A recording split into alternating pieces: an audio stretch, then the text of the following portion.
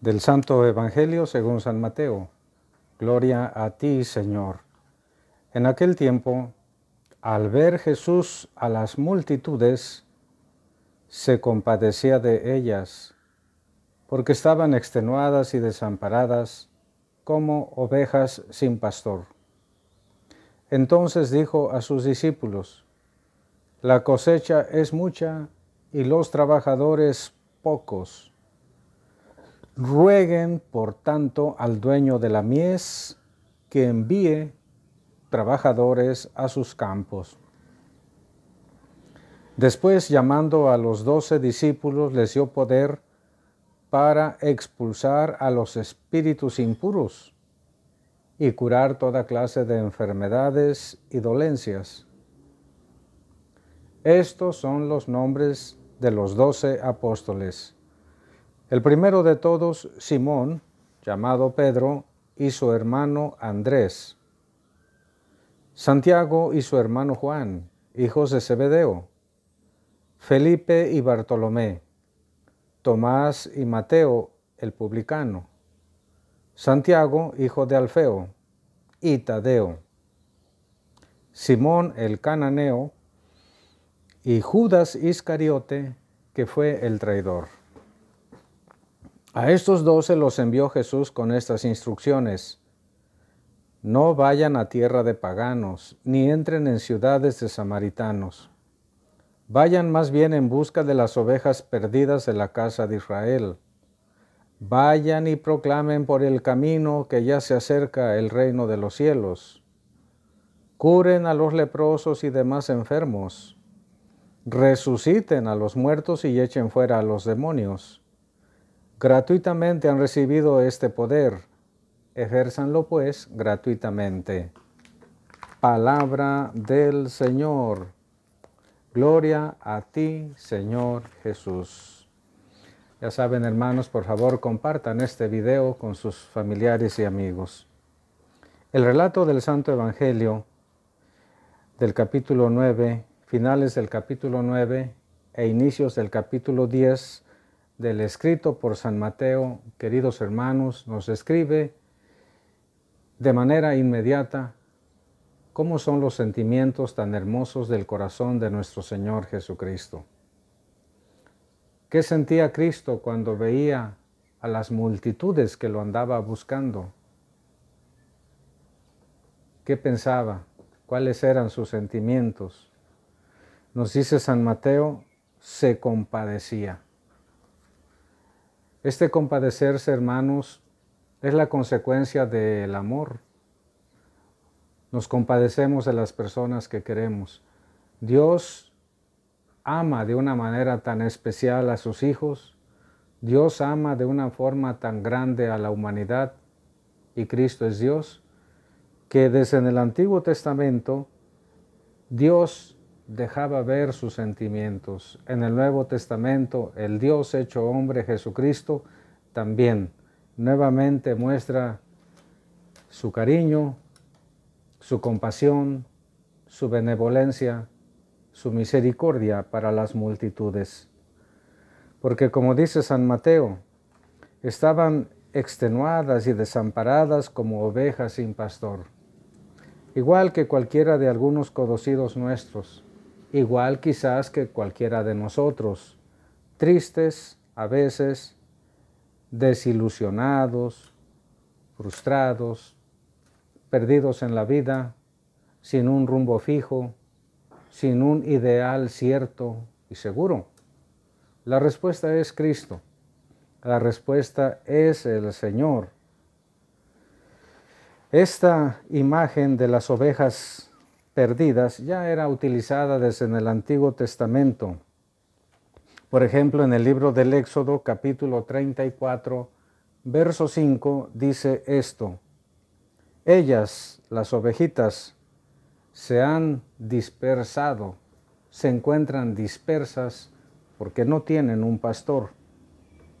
También en el primer libro de Reyes, capítulo 22, verso 17, dice de esta manera: He visto a todo Israel disperso por las montañas, sin un pastor que las apaciente.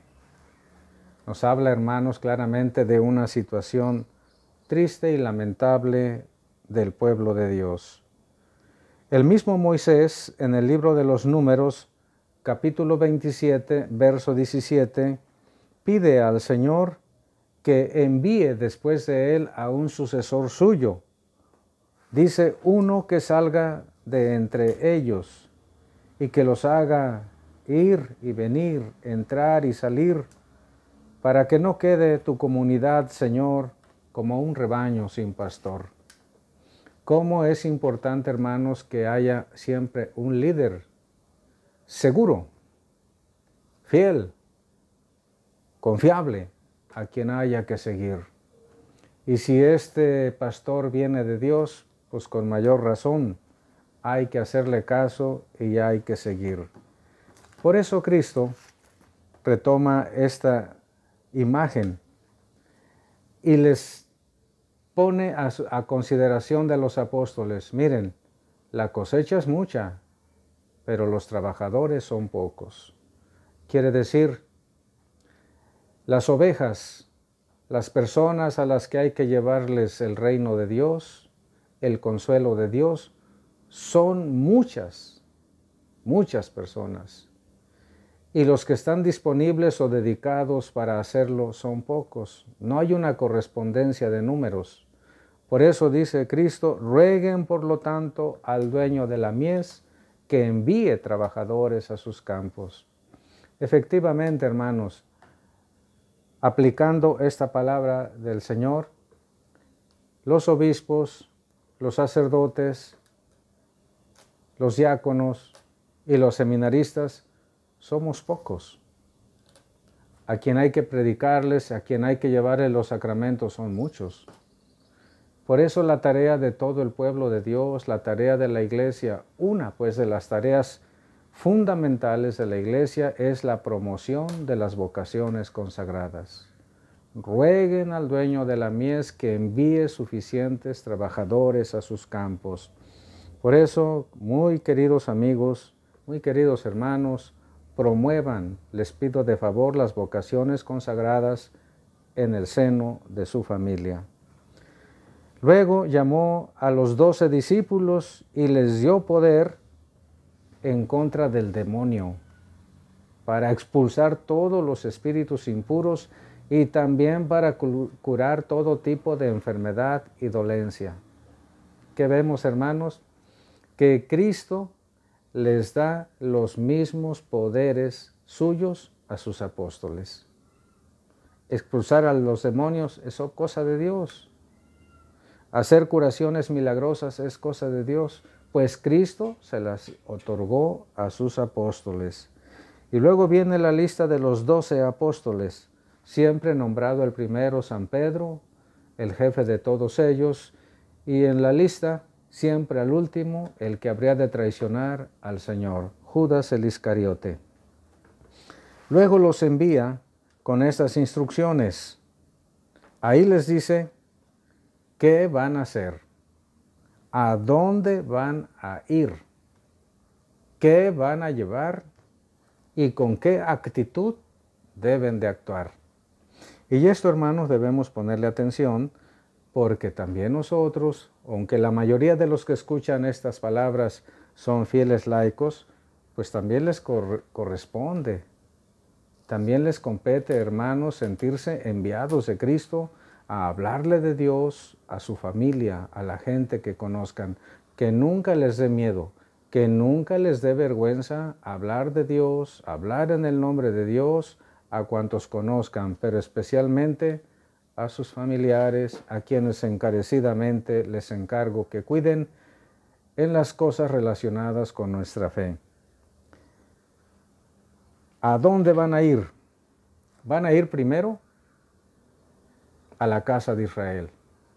Primero y ante todo está como destinatario el pueblo de la antigua alianza, el bendito pueblo de Dios, bendito pueblo de Israel. Esos son los principales destinatarios. No vayan a casa de paganos, no vayan con los samaritanos, considerados también paganos. Ya llegará el momento en que tengan que ir a predicar también a ellos después de la resurrección. Primero están los de casa. Primero está tu familia. Primero está tu esposo. Primero están tus hijos. Primero está tu esposa. Primero están los cercanos a ti y luego siguen los demás. La caridad se empieza ejerciendo con los más cercanos. ¿Qué van a hacer? Van a predicar la llegada del reino de Dios. Van a hablar de Dios. Van a hablar de las cosas relacionadas con el reino. El mensaje central del Evangelio es Cristo mismo. Hay que anunciar la persona de Cristo y todas las consecuencias. ¿Qué van a llevar? Nada prácticamente. Lo que tienen puesto. Ya sabemos que les dicen, no lleven más de una túnica, más que un par de sandalias, no lleven dinero en el cinto, quédense en la casa donde entren, que les den de comer donde prediquen el Evangelio, porque la confianza del predicador debe estar puesta en Dios y no en los recursos materiales. Hay una insistencia de origen de Cristo. La providencia divina no va a abandonar jamás a aquel que en ella se confía y que va actuando para obedecer a Dios mismo. ¿Con qué actitud han de ejercer la predicación? ¿Y con qué actitud van a expulsar a los demonios y a curar a los enfermos? Con una actitud de gratuidad. Este poder ustedes lo están recibiendo gratuitamente. Yo les estoy dando el poder de manera gratis. Por eso ustedes también ejérzanlo de manera gratuita. Resuciten a los muertos, curen a los leprosos y a otros enfermos y echen fuera a los demonios. Vean, hermanos, Cristo lo que ordena hacer, lo reviste con su poder. Cristo respalda lo que el discípulo en su nombre va a realizar. Bendito sea el Señor Jesús, Hijo eterno de Dios Padre. Les encargo, hermanos, que reenvíen este video con todos sus contactos y que se suscriban al canal. Con mucho gusto les doy la bendición. La bendición de Dios Todopoderoso, Padre, Hijo y Espíritu Santo descienda sobre todos y les acompañe siempre. Feliz y bendecido día del Señor.